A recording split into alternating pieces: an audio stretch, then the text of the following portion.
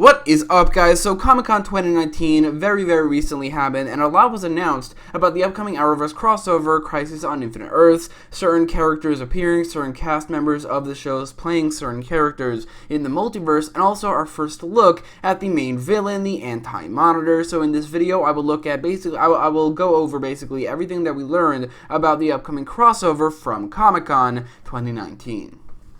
Okay, so the first thing that we learned about the crossover is that two versions of Superman are going to appear. I made a whole 10-minute video about it, and that video is actually already outdated, as I talk about Superman Returns for quite a lot, but as it turns out, Superman Returns, is not actually being incorporated into the Arrowverse, and the version of Superman that Brandon Routh is playing is actually not from Superman Returns. So Tyler Hoechlin is returning as the Earth 38 Superman, and Brandon Routh is reprising his role as Superman, but a different version of himself, and this is going to be based off the Kingdom Come version, which I have read Kingdom Come, but I haven't read it in a very long time, so I don't really 100% remember everything about it, but this is a much older version of Superman, a very different version of Superman with a very different costume, a kind of red and black logo, which was revealed on a t-shirt for in the Arrow panel where Brandon Routh showed up, and the reason he wasn't on Legends is because there was no Legends panel, because they're not debuting until January, so there wasn't really anything to reveal, but Brandon Routh on the Arrow panel revealed his Superman logo, which was inspired or is inspired by Kingdom Come.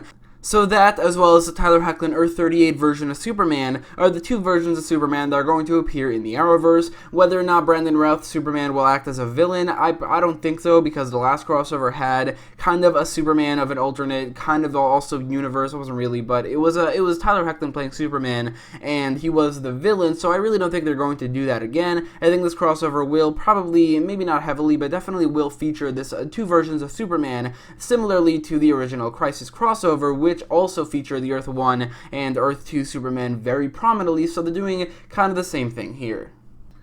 So there are other actors and characters who were confirmed to be appearing in the crossover. Obviously you have Oliver Queen, aka the Green Arrow, who it's confirmed that he's going to be actually playing multiple versions of himself from other universes. There's also Barry Allen, aka the Flash, who Grant Gustin said that he doesn't know if he's going to be playing multiple versions, but it's definitely possible that he will. Kara Danvers, aka Supergirl, Sarah Lance, aka White Canary, Kate Kane, aka Batwoman, and like I said, Clark Kent, aka Superman of the Earth 38 and Kingdom Come universes. And also you have Burt Ward, who played Robin, aka Dick Grayson, all the way back in the 1960s Batman TV show, is not reprising his role, but is going to be appearing in this crossover. In terms of who he's playing, that was unconfirmed. We also have LaMonica Garrett, the actor who plays Mar-Novu, aka the Monitor, is confirmed to be appearing in this crossover. In terms of whether or not he's going to play the Monitor in this crossover, that was unconfirmed, but I mean, it's almost definite, but it is confirmed that he's going to be playing his brother, the Anti-Monitor.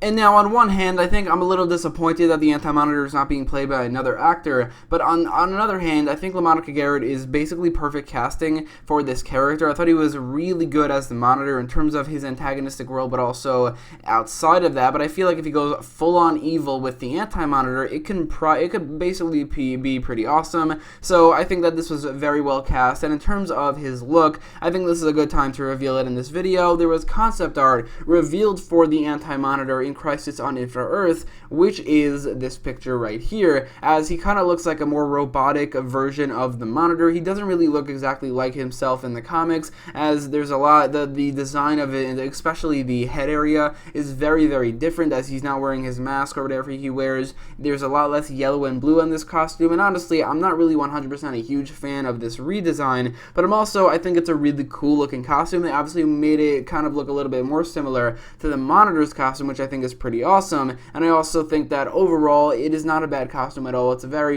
good costume. Probably is going to be a great villain. I don't really love the slight changes they've made from the original costume, which I think is more colorful, and it's just a better looking villain overall. But anyway, I still think this is probably going to look very good. In the concept art, however, you see like this a very small person on the bottom, who, I'll be honest, I don't really know who that is. It's probably somebody affiliated with the Anti-Monitor, but I feel like the reason they put them there is to show the scale of the Anti-Monitor, show how big he really is. Compared to a regular human being, he's that size, which is insane, and although he's definitely not as big as his comic book counterpart, I feel like this is going to look so cool on screen. As you see in the comics, there's like hundreds of heroes in this one panel, and you can only really fit one Anti-Monitor in there because he is huge, he's really big, and he could take on the entirety of the DC multiverse. So the fact that he's this big in this concept art means that they're probably going to do that on the show, and they probably put that little person over there, or regular sized person compared to him, while he's huge, to show the scale, which I feel like was pretty smart, and I think that this looks generally really, really good. I have like barely any problems with the design. I do, again, not love the redesign, but I also really like this design. I think it looks really cool, and I love the fact that he is to scale, and he is going to be really, really large. I don't really know why he's so much bigger than his brother, but he is, and I think that's going to look great on screen.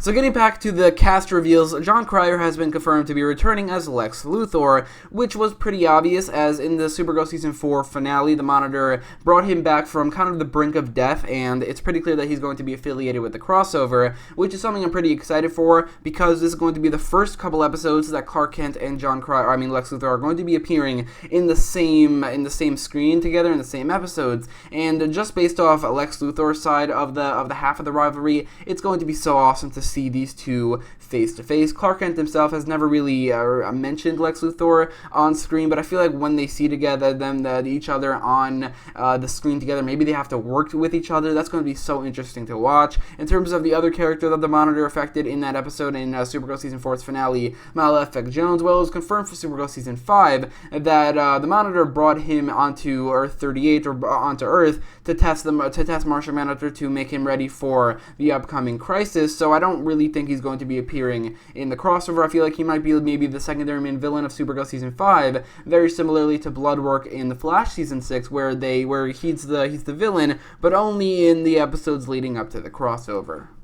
And finally, the last cast member that has been confirmed to be appearing in the crossover is Tom Cavanagh. It wasn't confirmed if he's playing Eobard Thawne. I don't think he should. I think Matt Letcher's Eobard Thawne should be appearing in this crossover, as that would fit much better with the timeline of Matt Letcher's Eobard Thawne coming back to this time period, or coming to this time period to fight the Flash, and then going back to kill Barry Allen as a kid. That would very much fit with the timeline. So I don't think Tom Cavanagh is going to be playing Reverse Flash, but it's very, very possible that he will if they can't bring back Matt Letcher. But it's confirmed that he's playing an alternate version of Harrison Wells in The Flash Season 6. Whether or not that Harrison Wells is going to be in this crossover, I don't think that was confirmed, but it's very, very likely, as there's no reason why he wouldn't. But also, Tom Cavanagh has been confirmed to be playing an actual DC character, and while Harrison Wells has always been an original character, and at the very most is based off a character from Super Friends, he's playing a character named Pariah, who is actually from the DC Comics, which means, I guess, Harrison Wells has maybe possibly always been the doppelganger of an actual DC character.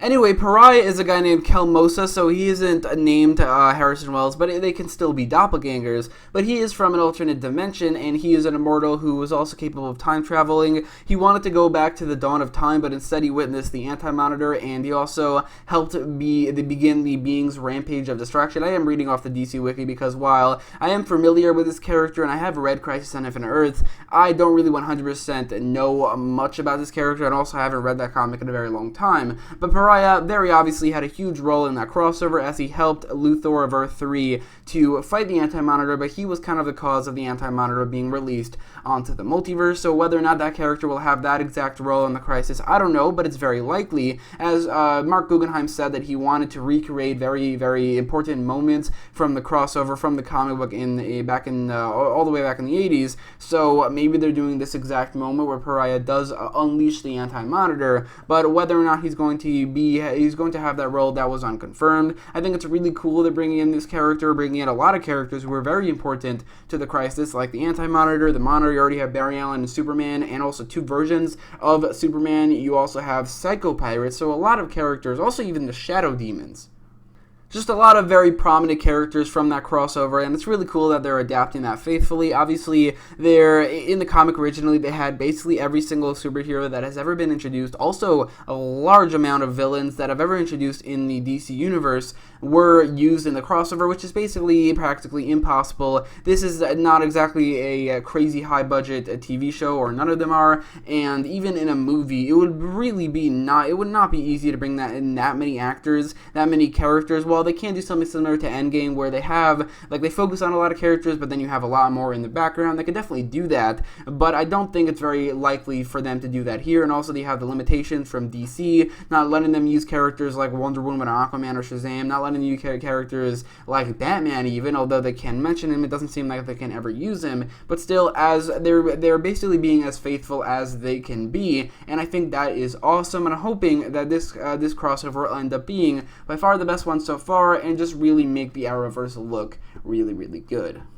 So two more things. One is that in terms of the news for The Flash Season 6, it was revealed that the Monitor will be going to Barry Allen in one of the episodes, telling him that he will have to sacrifice himself to save the multiverse, and Barry will have to deal with that in the upcoming season, which is very similar to what we're going to see in Arrow Season 8, where he said something similar to Oliver Queen. Maybe he's telling both of them the exact same thing, as he doesn't know which one is going to die, and he just wants to tell both of them so that they can be prepared, because there's no way both of them are going to die. They're basically, at this point, the Steve Rogers and Tony Stark of the Arrowverse. They're the main two characters, and just like not both of them died in Endgame, and spoiler alert, only Iron Man died while Captain America didn't, I highly doubt that both of them are going to die. So I do think Barry Allen is not going to die here. I mean, I really don't think he will, as he still has a couple seasons left while Oliver Queen's show is ending. It seems like it's a lot more likely that he is going to die, but either way, that whole thing about Barry Allen being needing to sacrifice himself, that will probably play a big role in The Flash Season 6 and in the crossover, as well as in the comic book. In terms of which one died, Oliver Queen and Barry Allen, well, it was Barry Allen. Oliver did not have a large role in that crossover, but Barry Allen might have had the biggest role in terms of any superheroes, right next to Superman, as he sacrificed himself to save the multiverse, and he was dead for a very long time after that, with Wally West taking over as the Flash for a very long time, basically up until the New 52, which was like 30 years later, or maybe even more than that. But anyway, I think the crossover here will probably be a little bit different, as I don't think Barry Allen is going to die, but maybe the Monitor is just telling him that he's going to die if he needs to motivate him some more. I don't know, but I guess we'll see. But one last thing is that Mark Guggenheim said that the crossover will begin with the destruction of several universes, which is how the comic began, I'm pretty sure, as the Anti-Monitor went around to a couple universes. Mainly the one it showed was Earth 3, the universe where Alexander Luthor is from. If they start with the destruction of Earth 3, then that will have crazy consequences on Jay Garrick and whatever female speedster he is training, as well as any other character